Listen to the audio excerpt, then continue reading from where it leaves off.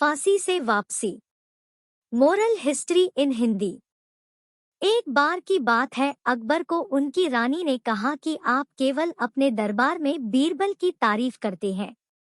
मानसिंह जो कि मेरा भाई है वह भी तो उतना ही बुद्धिमान है, लेकिन आप उसकी इतनी तारीफ नहीं करते।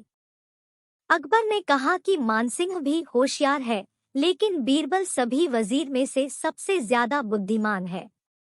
रानी ने कहा, आप एक बार मानसिंह को मौका देकर तो देखिए। अकबर ने कहा, ठीक है, मैं दोनों की एक परीक्षा लेता हूँ, तुम देख लेना, इसमें बीरबल साबित कर देंगे कि वही सबसे बुद्धिमान वजीर है। अगले दिन बादशाह अकबर ने दोनों वजीर बीरबल और मानसिंह को बुलाया और कहा, आपको ईरान देश जाकर वहाँ के राजा को हमारा संदेश देना है। वह हमारे सबसे अच्छे मित्र है, इसलिए हम अपने सबसे अच्छे वजीर को वहां भेज रहे हैं।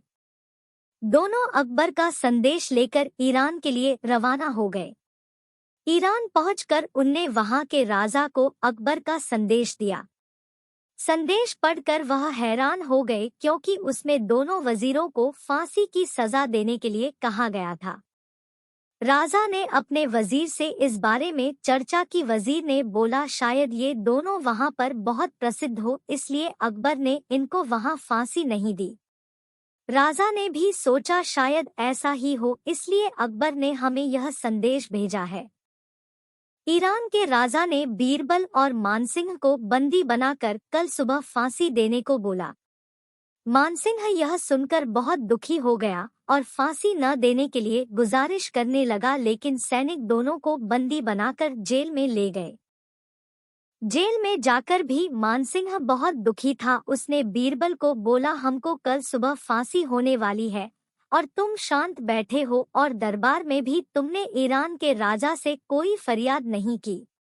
बीरबल बोला, तुम शांत हो जाओ, कल हमें फांसी नहीं होगी, मैं एक तरकीब बताता हूँ। अगली सुबह सैनिक दोनों को फांसी देने के लिए लेकर गए। फांसी की जगह पर जाकर दोनों आपस में लड़ने लगे, पहले मैं फांसी पर चढ़ूंगा कहकर।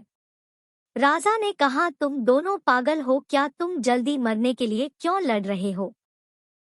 तब बीरबल ने कहा कि हमारे धर्म गुरु ने कहा था कि आज जो पहले फांसी पर चढ़ेगा वो अगले जन्म में राजा बनेगा, और जो उसके बाद फांसी पर चढ़ेगा वह प्रधानमंत्री बनेगा। हमारे धर्म गुरु कभी गलत नहीं होते। राजा ने अपने वजीर से बात की, शायद इनकी बात सच हो और हमारे पास इनको फांसी पर चढ़ाने की कोई खास वजह भी तो नहीं है, इसलिए इन दोनों को अकबर के लिए संदेश देकर वापस भेज देते हैं। उन्हें ऐसा ही किया और दोनों को रिहा कर दिया।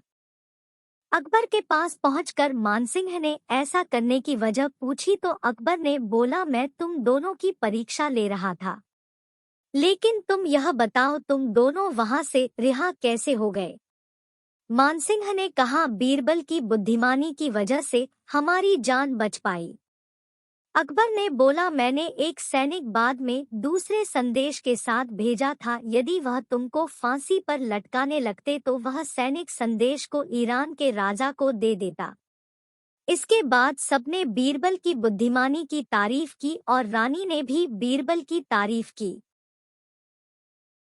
कहानी पढ़कर कहीं ना जाएं दोस्तों, नीचे कमेंट बॉक्स में जाकर अपना कीमती कमेंट हमें लिखकर जरूर भेजें। हमें आपके कमेंटों का इंतजार है और हमेशा रहेगा।